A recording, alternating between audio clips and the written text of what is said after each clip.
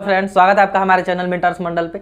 आज की इस वीडियो में मैं आपको कराने वाला हूं कुछ न्यूमेरिकल, और ये न्यूमेरिकल आपके प्रीवियस ईयर होंगे जो रेलवे में पूछे गए हैं। ठीक, अभी तक जितना हमने पढ़ा है उसी जैसे आपको पढ़ा चुके हैं। वी डब्ल्यू और जो वी डब्ल्यू और क्यू होता है उसमें हमने रिलेशन पढ़ा चुका है। फिर से आपका वी और आई वी आई आर में रिलेशन हो तो भी पढ़ा चुका है। मतलब 3-4 फॉर्मूला हमने जो पढ़ा है उसी से हम न्यूमेरिकल कराएंगे। ठीक, और रेजिस्टेंस से कराएंगे खास करके। जैसे आप देखोगे कि रेजिस्टेंस के संयोजन से, कॉम्बिनेशन से क्या करता है, ऐसे सवाल आता है कभी कभी डायग्राम बना के।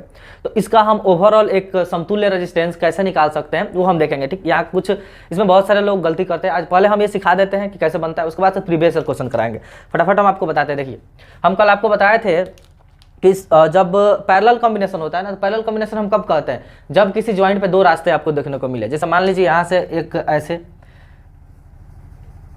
ऐसे है और एक कॉम्बिनेशन ऐसे है। ठीक, तो यहाँ आने के बाद मान लीजिए करंट इधर से है, यहाँ आने के बाद आपको दो रास्ता दिख रहा है ना कि किधर। तो जब भी दो आपको जंक्शन मिलेगा ना, दो रास्ता, तो आप समझिएगा कि वो दोनों जो उसमें लगे हैं रेजिस्टेंस वो कैसे हैं, पैरेलल है, एक दूसरे क्या है, समानांतर है। तो वहाँ समानांतर वाला आप फॉर्मूला लगाइएगा। ठीक, लेकिन अगर रास्ता एक ही मिले, जैसे मान लीजिए ऐसे यहाँ से स्टार्ट किए, एक रेजिस्टेंस ऐसे आया, फिर ऐसे आया, इसके बीच पूछा जाए इस पॉइंट ए और बी के बीच समतुल्य रेजिस्टेंस क्या होगा, तो यहाँ ये दोनों क्या है, देखिए यहाँ से एक शुरू हुआ है, यहाँ समाप्त हुआ है, तो फिर यहीं से दूसरा शुरू हुआ ना, तो एक का एंड दूसरा का अगर स्टार्टिंग पॉइंट है, मतलब एक दूसरे के लाइन में जुड़ा है। देखिए लाइन में यहाँ किसी मतलब यहाँ से अगर हम चल रहे हैं तो रास्ता नहीं ना मिला, यहाँ आपको देख रहे हैं कि यहाँ दो रास्ते जाने के, लेकिन यहाँ कोई रास्ता नहीं है। तो ये दोनों है सीरीज में, श्रेणी क्रम में, और ये क्या समानांतर क्रम में।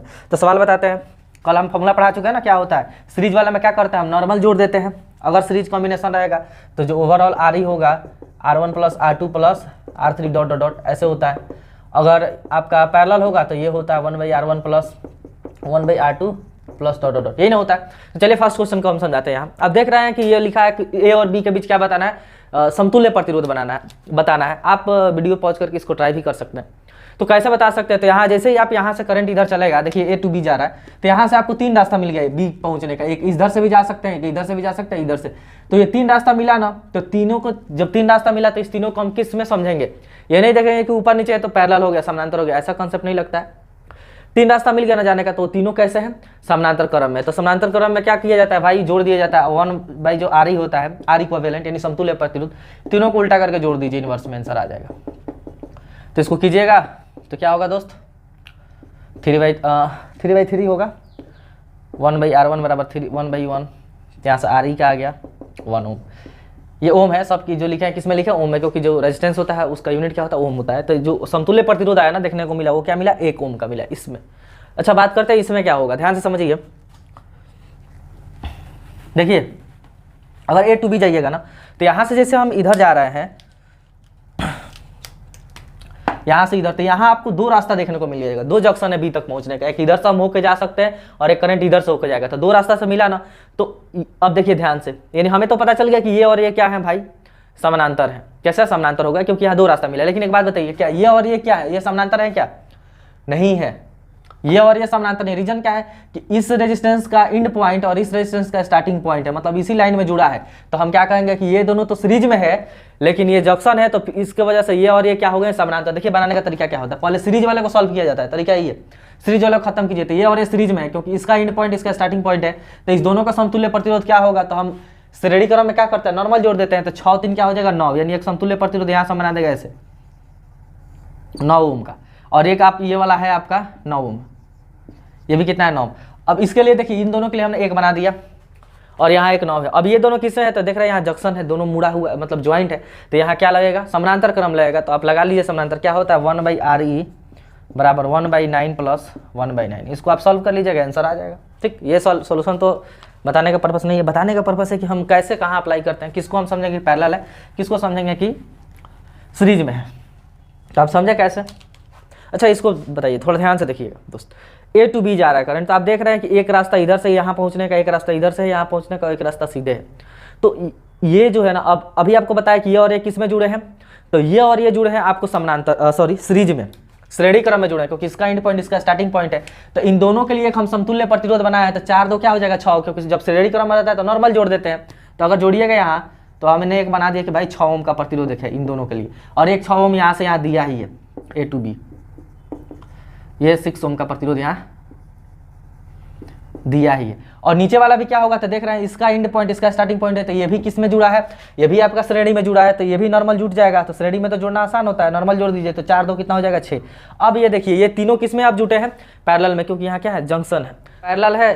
तो आपको फॉर्मूला पढ़ाए ही थे, क्या करना है दोस्त कि 1/RE इक्विवेलेंट होता है 1/R1 + 1/R2 + 1/R3।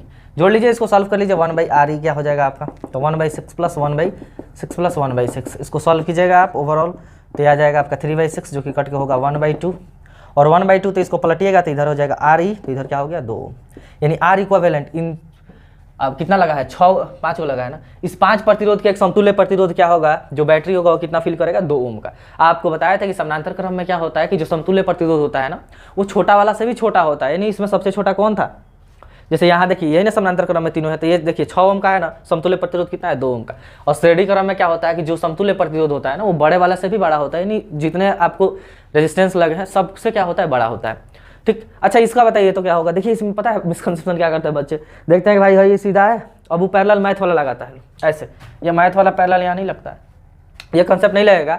ये नहीं सोचेंगे कि पैरेलल है तो यहाँ पैरेलल लगा दीजिए और ये समानांतर लगा दीजिए, गलत हो जाएगा। देखिए क्यों, करंट A to B हमको क्या बताना है, A और B के बीच में समतुल्य प्रतिरोध ना, तो आप देखिए इस रेजिस्टेंस का एंड पॉइंट इसका स्टार्टिंग है, फिर इसका एंड इसका स्टार्टिंग है, तो ये कहाँ पैरेलल है, कोई पैरेलल नहीं है, क्योंकि जंक्शन आपको कहीं मिल रहा है, कहीं एक यहाँ से आपको कहीं दिख रहा है कि 2 गो रास्ता है, कहीं नहीं है, तो ये तीनों किस में जुड़ा है, श्रेणी में जुड़ा है। तो अगर उसका समतुल्य प्रतिरोध बताना है ना, तो जो R इक्विवेलेंट होगा आपका, नॉर्मली इसको जोड़ दीजिए 2 3 + 4, तब क्या आ जाएगा 9 ओम आंसर हो जाएगा, कितना ओम 9 ओम। ठीक, तो उम्मीद करते हैं कि ये सारा चीज़ आपको समझ में आया होगा कि ये कैसे बनता है। ठीक, अब हमारा जो टारगेट है ना वो बताने का है आपका कि कैसे हम कर सकते हैं, प्रीवियस ईयर क्वेश्चन कराएंगे कुछ, ठीक, फॉर्मूला से। चलिए दोस्त, आपको क्वेश्चन दिख रहा होगा, ठीक, बोर्ड पे 2 क्वेश्चन दिख रहा होगा। देखिए फर्स्ट क्वेश्चन आपको दिख रहा होगा कि 10 वोल्ट के विभवांतर वाले 2 बिंदुओं पर 5 कूलम्ब के चार्ज को स्थानांतरित करने के लिए कितना कार्य करना पड़ेगा। देखिए क्या क्या दिया है, न्यूमेरिकल बनाते समय ना आपको पहले देखना है कि क्या दिया है उसको लिख लेना है, फिर देखिए क्या निकालना है, उसके लिए क्या फॉर्मूला लगाना है, यही आपको फंडा अपनाना है इसमें। तो दिया क्या है, तो V का मान दिया है 10 वोल्ट, और ठीक आपका चार्ज दिया है कितना, Q का मान दिया है 3 कूलम्ब। पूछा है कि वर्क बताओ, तो V बराबर क्या होता है W/Q। आपको बताया था ना कि यूनिट चार्ज को किसी यूनिट चार्ज को इन्फिनिट से किसी पॉइंट पर लाने में किया गया जो वर्क डन होता है वो क्या कहलाता है आपका वोल्ट कहलाता है। तो बस फॉर्मूला लगा दीजिए, V बराबर W का मान कितना है, W नहीं ना पता है, तो यहाँ से W बराबर क्या हो जाएगा, 3 गुणा होगा तो V × Q हो जाएगा, तीनों को मल्टीप्लाई कर लीजिए, 10 × 3 क्या आ गया आपका 30 जूल आंसर हो जाएगा। अरे यार 5 कूलम है ना, सॉरी 5 कूलम है, तो 50 जूल आंसर आ जाएगा, क्या आ जाएगा 50 जूल। अच्छा एक बात बताइए, ये क्वेश्चन को ना बनाने की भी जरूरत नहीं थी, अगर आप ऑप्शन दिख रहा होगा तो ध्यान से समझिए, 4 ऑप्शन आपको दिया है, एक दिया 50 एम्पियर, एक दिया 50 कूलम, एक दिया है 50 वोल्ट और एक दिया 50 जूल। अच्छा कार्य अब निकालना है, तो कार्य कैसा यूनिट क्या होता है, जूल होता है ना, तो एक ही ऑप्शन जूल वाला है, बिना बनाए ही टिक करके निकले। इसमें बहुत सारा क्वेश्चन ऐसे पूछा है ना कि आपका जो मैग्नीट्यूड है वो तो सेम है, मतलब नंबर तो सेम है, लेकिन आंसर किस पे है, केवल उसका जो यूनिट होता है किस में मेजर करता है उससे आप टिक करके निकल सकते हैं। नेक्स्ट क्वेश्चन है कि विद्युत बल्ब के एक फिलामेंटो द्वारा 3 मिनट में 0.8 एम्पियर की विद्युत धारा खींची जाती है, परिपथ में माध्यम से प्रवाहित होने वाला आवेश ज्ञात कीजिए। टाइम दिया आपकी बार, टाइम है 3 मिनट, और आई कितना एम्पियर का धारा खींची जाती है दोस्त, तो 0.8 एम्पियर का। तो कह रहा है कि बताइए कितने आवेश का प्रवाह होगा, हाँ यानी Q का वैल्यू बताना है। तो आप बताइए Q बराबर क्या होता है,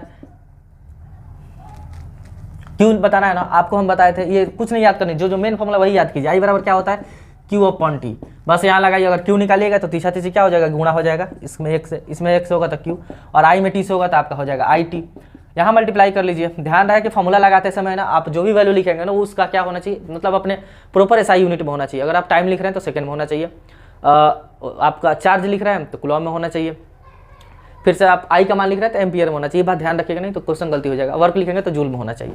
तो आई भाई हमें पता है 0.8 एम्पियर, कोई दिक्कत नहीं है। टाइम देखिए 3 मिनट दिया, अगर 3 से मल्टीप्लाई कर दीजिए गलत हो जाएगा, क्योंकि हम टाइम सेकंड में लेते हैं, तो 3 मिनट को सेकंड में बदलिएगा तो कितना आएगा, 6 18 180, और 18 कितना होता है 144 कूलम का धारा क्या होगी, प्रवाहित होगी। तो आपका आंसर क्या होगा 144 होगा। आसान क्वेश्चन है, ज़्यादा क्वेश्चन नहीं कराएंगे। नेक्स्ट क्वेश्चन देखिए, सुनिए, लिखा है कि आप देख पा रहे होंगे कि एक परिपथ में कई प्रतिरोध श्रृंखला में लगे हुए हैं। ध्यान से समझिए, एक लिखा है कि एक परिपथ में कई प्रतिरोध श्रृंखला में जुड़े हुए हैं, यानी सीरीज में जुड़ा हुआ है। बहुत सारा मान लीजिए इस तरह रजिस्टर है, किस में जुड़ा है भाई, सीरीज में जुड़ा है, बहुत सारा है। ठीक, तो कह रहा है कि तो करंट का मान क्या होगा। मतलब इसमें बहुत सारे प्रतिरोध लगे हैं श्रृंखला में, तो करंट का मान क्या होगा। आपको हम समझाए थे कि श्रेणी क्रम में क्या होता है ना कि आई तो फिक्स रहता है, यानी आई जितना करंट का आप सप्लाई मान लीजिए यहाँ से दे रहे हैं बैटरी से, जितना करंट का आप सप्लाई आई वोल्ट का सॉरी आई करंट, अगर आई एम्पियर का करंट आप इसको दे रहे हैं तो सबके जगह आई एम्पियर ही पहुंचेगा। यानी श्रेणी क्रम में ना जो विद्युत धारा का मान है वो नहीं बदलता है, वोल्ट बदलने लगेगा, वोल्ट सबका अलग अलग होगा। और समानांतर क्रम में क्या होता है कि वोल्ट तो सेम रहता है लेकिन आई का मान चेंज होता रहता है। याद कैसे रखना है, तो घर में हमारा कैसा वायरिंग होता है, समानांतर क्रम होता है। और आप देखोगे कि आप घर का किसी भी कोने में कोई भी चीज़ चलाइए आपको वोल्ट सेम मिलेगा, जितना वोल्ट घर में सप्लाई उतना ही वोल्ट मिलता है, लेकिन हमें आई अपने हिसाब से चेंज होते रहता है। ठीक, तो इसी तरह याद रख लीजिएगा कि समानांतर क्रम में घर में भी सेम रहता है तो वोल्ट सेम रहेगा, आई चेंज होगा, और इसमें क्या होगा, आई सेम रहेगा। तो आपका आंसर हो जाएगा कौन सा, एक ही रहता है, डी ऑप्शन में लिखा है एक ही रहता है, वो आपका आंसर सही हो जाएगा। ठीक, नेक्स्ट क्वेश्चन देखिए, लिखा है कि 10 ओम के दो समान प्रतिरोधक समानांतर रूप से जुड़े हैं, यह संयोजन 10 ओम के तीसरे प्रतिरोधक से जुड़ा जाता है, संयोजन का समकक्ष प्रतिरोध बताइए। देखिए पहले कह रहा है कि 10 ओम के दो गो है समानांतर, क्या है दोस्त, 10 ओम का दो प्रतिरोध जो है ना वो समानांतर है, और फिर उसके बाद एक 10 ओम का और प्रतिरोध जोड़ा जा रहा है, तो समतुल्य प्रतिरोध हमको क्या करना है, बताना है कि क्या होगा। देखिए इंक बहुत आजकल, देखिए 10 ओम का पहले दो गो समानांतर जुड़ा है ना, तो मान लीजिए हमने समानांतर जुड़ाया 10 ओम का दो गो, यहाँ 10 ओम का दो गो जोड़ दिए समानांतर, और फिर कह रहा है एक और 10 ओम का जुड़ा है, इसी में 10 ओम का जोड़ दिया। देखिए ये भी 10, अरे यार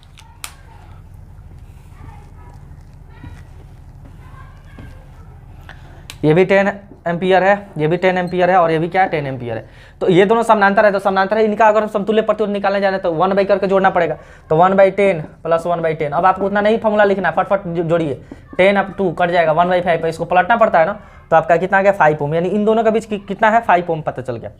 अब इन दोनों का समतुल्य हमें पता चल गया 5 ओम, और ये जो है इससे जुड़े हैं श्रेणी क्रम में, तो इसको तो नॉर्मल जोड़ेंगे, यानी 5 और 10 कितना हो जाएगा, इसके लिए हम 1 लिख सकते हैं ना ऐसे, एक प्रतिरोध, और इसके लिए तो 10 दिया ही है, ये 10 दिया, और इसके लिए एक समतुल्य प्रतिरोध क्या है, दोनों के लिए 5 ओम आ गया, तो इसको श्रेणी क्रम में जोड़ दीजिए, 10 5 क्या हो जाएगा 15 ओम आपका आंसर होगा। ठीक, ये सब आसान आसान क्वेश्चन, मतलब जो थोड़ा ठीक है वही हम करा रहे हैं।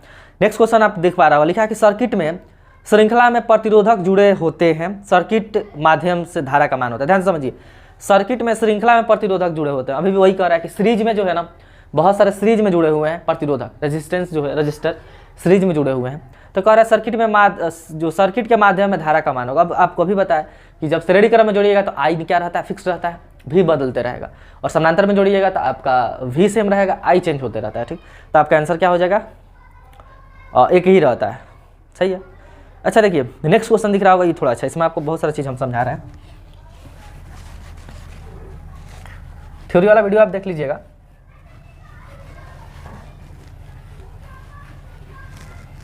देखिए एक डायग्राम बनाया दोस्त आपका कुछ ऐसे,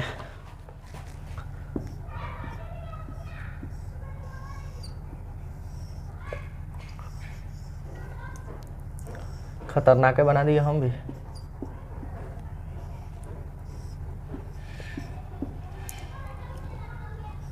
देखिए ये आई कह रहा है इधर से इधर जा रहा है,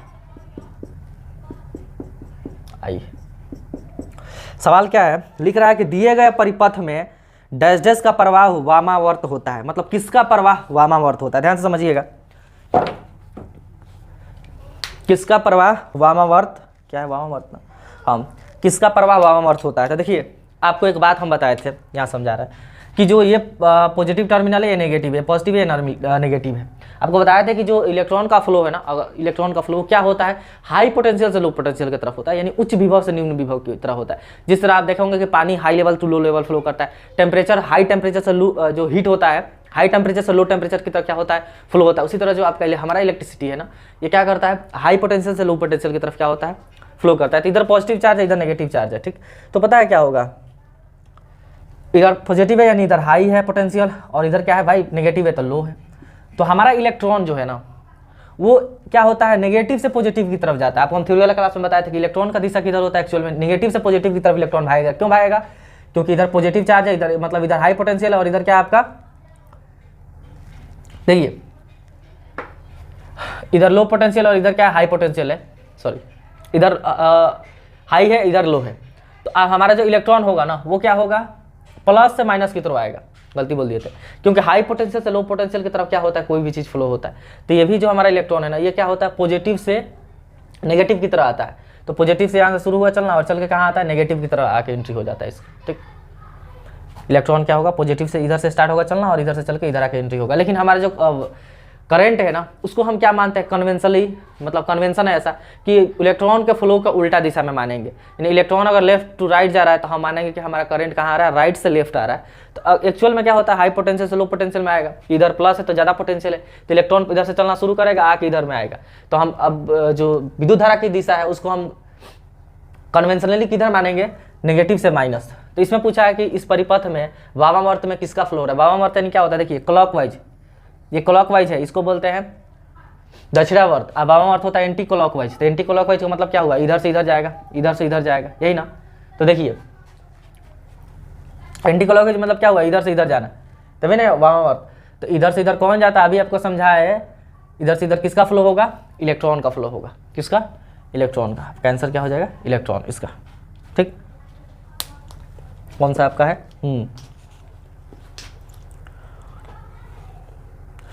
अच्छा आप ऐसे भी बना सकते हैं। देखिए कुछ नहीं, अगर आपको ध्यान पर रखना है तो अब यहाँ देखिए लिखा है ये आई, मतलब धारा का फ्लो किधर हो रहा है, क्लॉकवाइज की दिशा में हो रहा है। तो आपको अभी बताया कि उल्टा होता है इलेक्ट्रॉन का फ्लो, तो इलेक्ट्रॉन का फ्लो किधर से होगा, इधर से लेकर इधर होगा, काम खत्म। ऐसे भी आप बना सकते हैं। नेक्स्ट क्वेश्चन देखिए,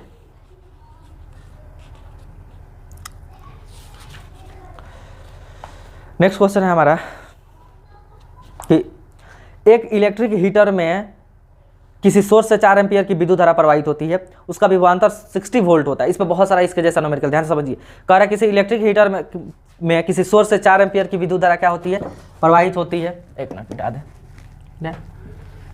ठंडा में मिटता नहीं है बोर्ड अच्छा से।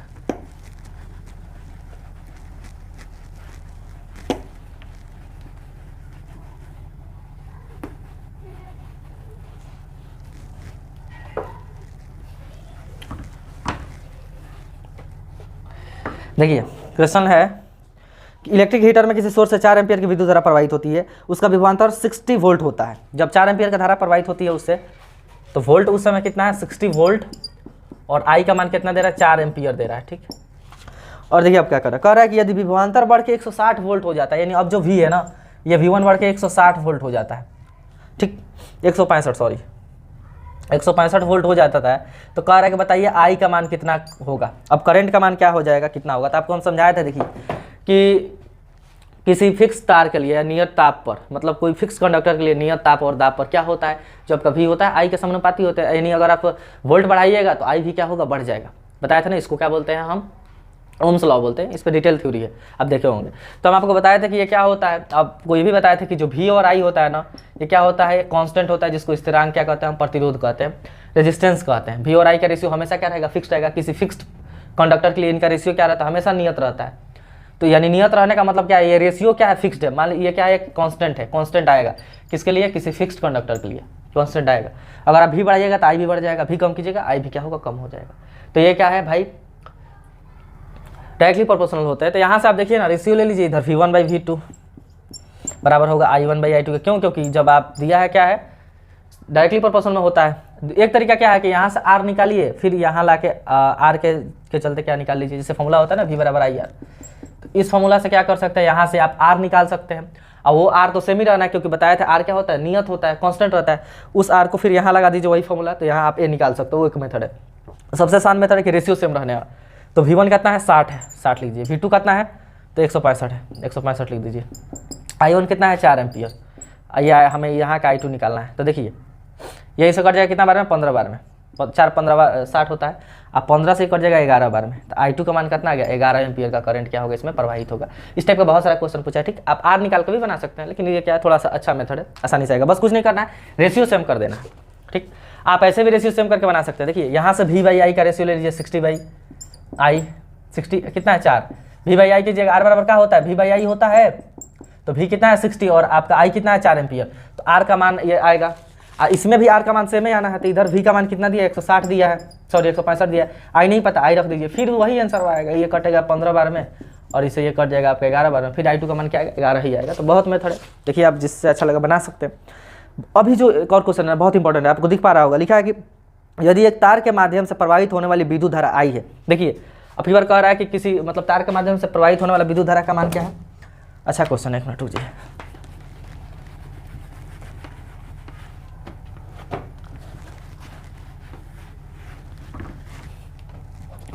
प्रवाहित होने वाला विद्युत धारा का मान क्या है I है, और कह रहा है 1 इलेक्ट्रॉन का आवेश E है। विद्युत धारा का मान यानी जो क्या है I है, और 1 इलेक्ट्रॉन पर आवेश कितना है E है, E कूलम का आवेश है। ठीक, कह रहा है तो t सेकेंड में प्रवाहित होने वाले इलेक्ट्रॉन की संख्या किससे निर्धारित की जाएगी। t सेकेंड में प्रवाहित होने वाले इलेक्ट्रॉन की संख्या, यानी t सेकेंड में कितना इलेक्ट्रॉन का प्रवाही होगा।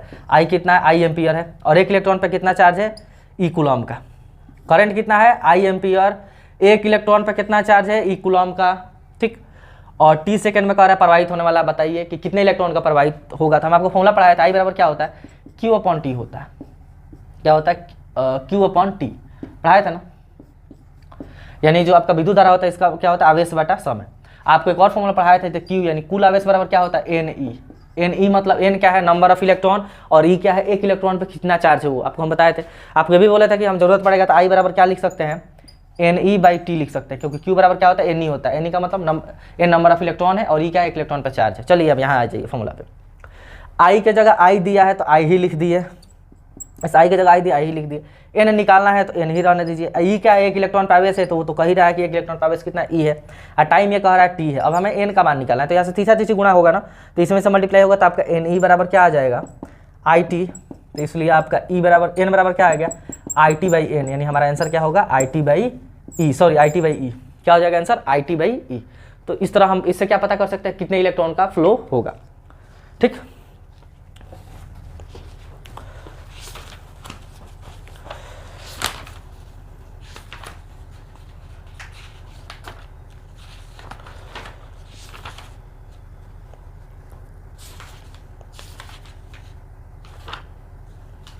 चलिए इतना रहने देते हैं। एक सवाल बताइए, हम अपने से पूछ रहे हैं, ठीक, कि किसी चालक के तार को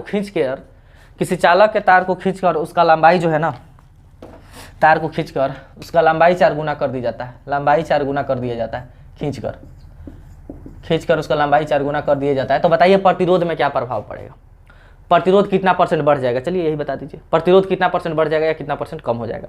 तो आपको बताया था कि अगर खींचकर इसमें हम हर एक टाइप का क्वेश्चन करा चुके हैं आपको, कि खींच के अगर लेंथ चेंज किया जाएगा ना, तो क्या होता है, उसके स्क्वायर में घटता है। किसमें, स्क्वायर में, यानी जो हमारा प्रतिरोध है ना, ये क्या हो जाएगा, 4 के स्क्वायर 16 गुना कम होगा। कितना गुना कम होगा, 16 गुना कम। कम क्यों होगा, क्योंकि लंबाई बढ़ता है तो प्रतिरोध घट जाता है, इन्वर्सली प्रोपोर्शनल, सॉरी, लंबाई बढ़ता है तो प्रतिरोध भी क्या होगा, बढ़ जाता है।